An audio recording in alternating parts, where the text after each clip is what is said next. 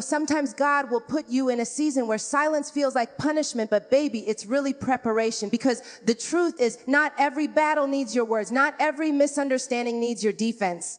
Sometimes the greatest power you'll ever carry is the one that stays quiet. See, we live in a world that teaches us to speak up, clap back, post about it, prove something.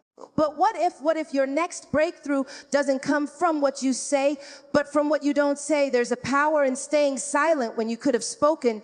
There's peace in holding your tongue when chaos wants to pull you in. And there's victory, deep divine victory, in letting God handle what your words can't fix. So today I came to remind you, you don't have to shout to be seen. You don't have to argue to be right. You don't have to fight to win. Stay silent and watch how everything you've been praying for starts to find its way to you. Silence is not weakness, it's strategy. In a world where noise is often mistaken for power, where the loudest voice in the room is assumed to be the strongest, silence can feel like surrender. But in reality, silence is often the highest form of control. It is the deliberate decision to conserve your energy, to choose peace over reaction, to stand firm in your truth without needing to defend it. When you learn the art of silence, you begin to master the art of restraint. And that mastery is where real strength is born. Silence is the unseen armor that shields you from unnecessary battles. It allows you to observe instead of absorb, to study instead of stumble, and to understand instead of react. Many people mistake silence for weakness because they think strength must always roar. They think courage means confrontation, that to be powerful, you have to prove something. But true power never wastes itself trying to be seen. True power knows it doesn't have to explain itself to anyone. Silence is that power under control. It's a quiet confidence that says, I know who I am and I don't need to announce it. The person who can remain silent in chaos has already won half the battle, because they're no longer driven by impulse or emotion. They're led by wisdom. Every time you choose silence over reaction, you're making a strategic move. You're choosing to protect your peace instead of feeding your pride. You're choosing to stay focused on what matters instead of getting distracted by noise. People may misunderstand your silence. They might think you're weak, indifferent, or afraid. But silence is not the absence of words. It's the presence of discipline. It's knowing that not every comment deserves a response. Not every conflict requires a statement, and not every opinion needs validation. Silence allows you to gather your thoughts before they become weapons that could wound you later. It gives you space to breathe and observe the truth that hides behind words.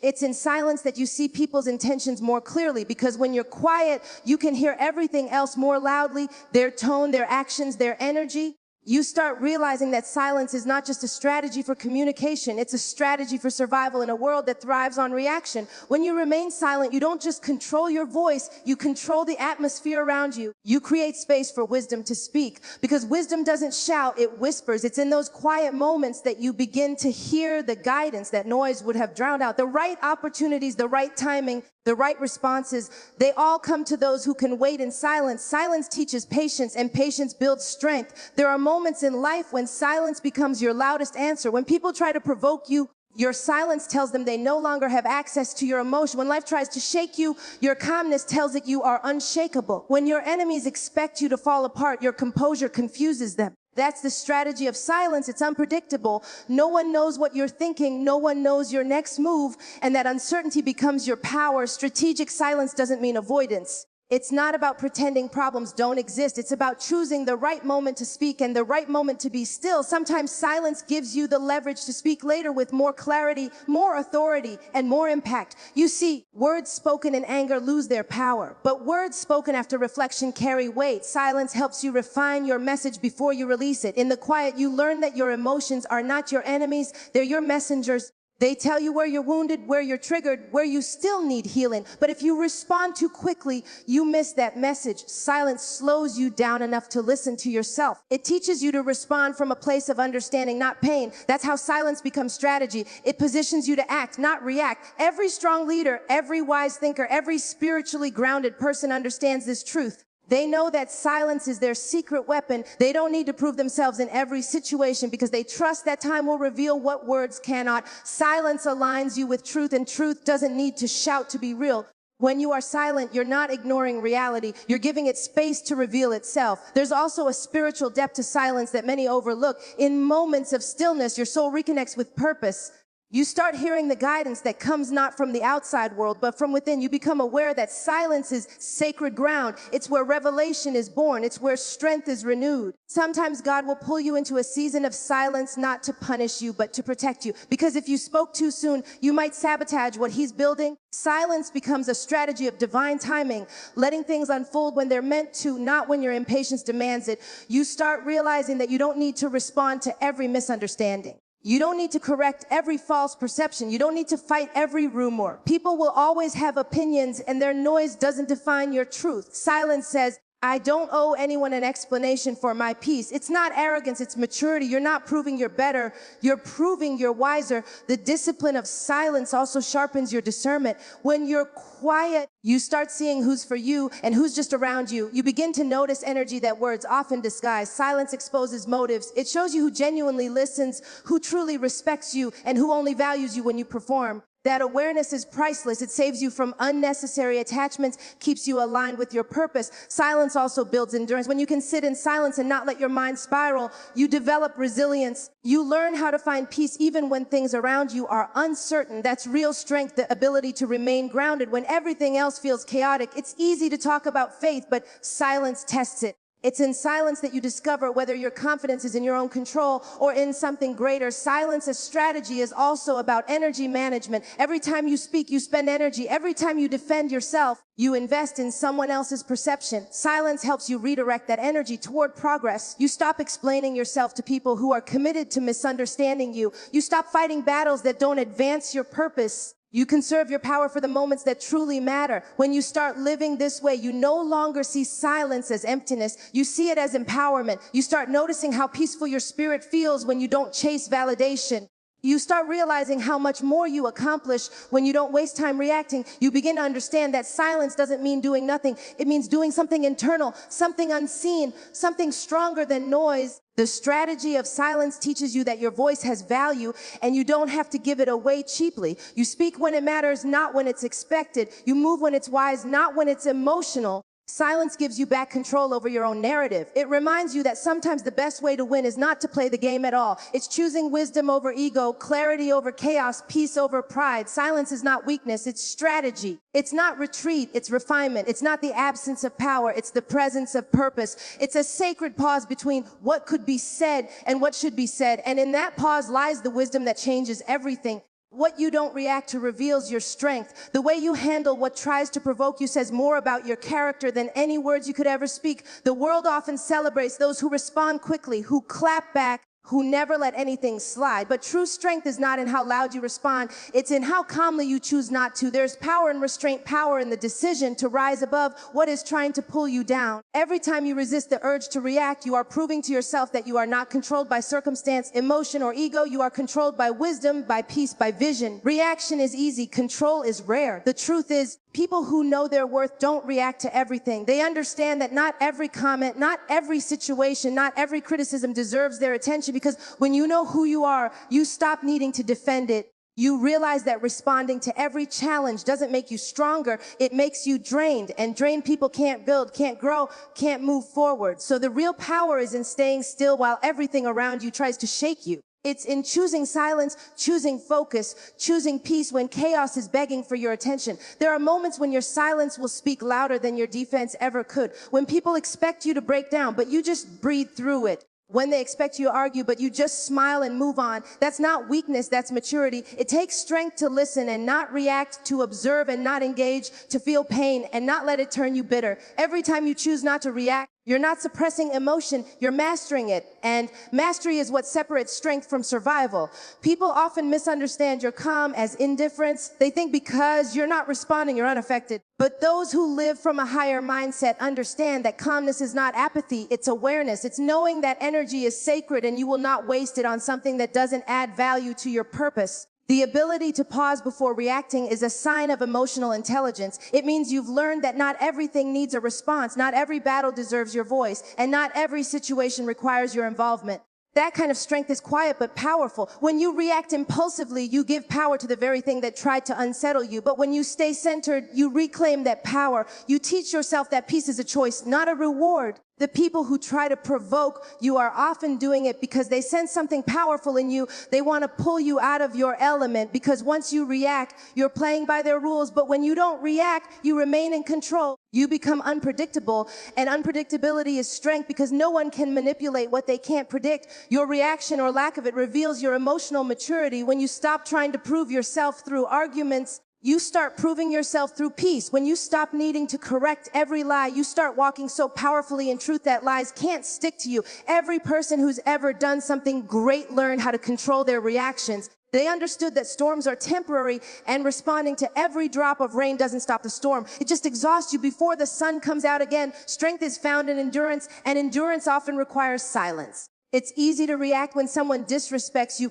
when life disappoints you, when things don't go as planned. But strength is when you can feel all of that and still not lose yourself. It's when you can take an insult and turn it into insight, when you can take rejection and turn it into redirection. Because reaction keeps you stuck in the problem, but restraint moves you toward the solution. The one who stays calm can see clearly, and the one who sees clearly can lead. That's why the strongest people aren't the loudest. They're the ones observing, learning, and waiting for the right moment to act with precision instead of impulse. Every situation that tries to provoke you is actually testing you. It's testing your growth, your discipline, your healing. Life will send you the same kind of situations over and over until you stop reacting the same way. Once you stop letting everything get to you, you level up, you evolve, you rise above the noise that once controlled you. That's the mark of true inner strength. When things that used to break you now barely move you, when you've healed enough to recognize that peace is more valuable than proving a point. Your reaction is a reflection of your state of mind. If your mind is calm, your response will be calm. If your mind is chaotic, your reaction will mirror that chaos. This is why strong people prioritize peace. They guard their mind.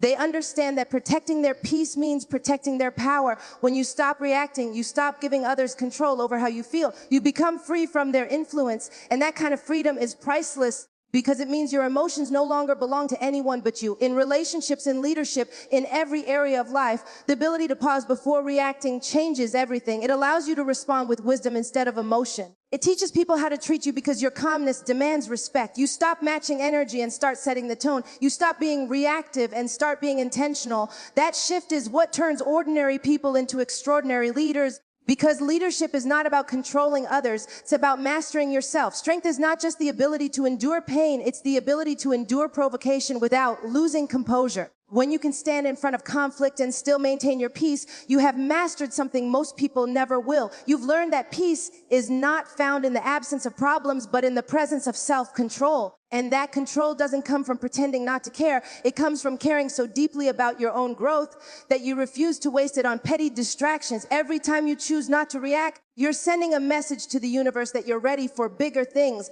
because higher levels require higher discipline. The opportunities you're asking for can't be handled with an impulsive spirit. They require patience, grace, and strategy. What you don't react to becomes a filter for your focus. You start investing energy only where it matters. You start walking away from noise without explanation. You start realizing that silence is not passive, it's protective. Strength also comes from knowing when not to engage. You don't have to attend every argument you're invited to. You don't have to participate in every misunderstanding. Some things are better left unanswered, not because you're weak, but because you've evolved beyond needing to be right. You've learned that your reaction gives life to things that don't deserve your energy. When you withdraw your reaction, you starve the negativity. You let it die in silence while you thrive in peace. Sometimes the greatest display of power is when you let someone misunderstand you and still choose peace. When you know you could destroy them with your truth, but choose to protect your energy instead. That's not weakness, that's wisdom. It's realizing that your peace is too precious to be exchanged for temporary satisfaction. You start valuing your inner calm more than outer validation.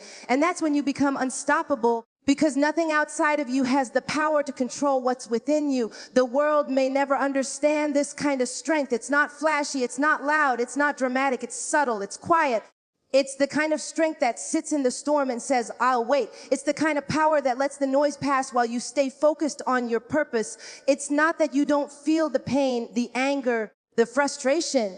It's that you've learned not to let those feelings dictate your actions. You've learned that not reacting doesn't mean you don't care. It means you care enough to protect your peace. What you don't react to reveals your strength, because it shows what truly owns your attention. It shows what you've outgrown. It shows how much you've healed. When you can see chaos and still choose calm, when you can be provoked and still choose patience, when you can face disrespect and still choose dignity. That's real strength. It's the kind of strength that can't be faked, can't be bought, and can't be broken because it comes from within. Stillness positions you for divine alignment. In a world that glorifies constant motion, endless hustle, and the need to always be doing something, stillness feels uncomfortable. People often mistake being still for being stuck, but they are not the same. Being still is not about inactivity. It's about intentional pause. It's the sacred space between your last step and your next one. It's where clarity forms, where direction unfolds, and where your spirit realigns with purpose.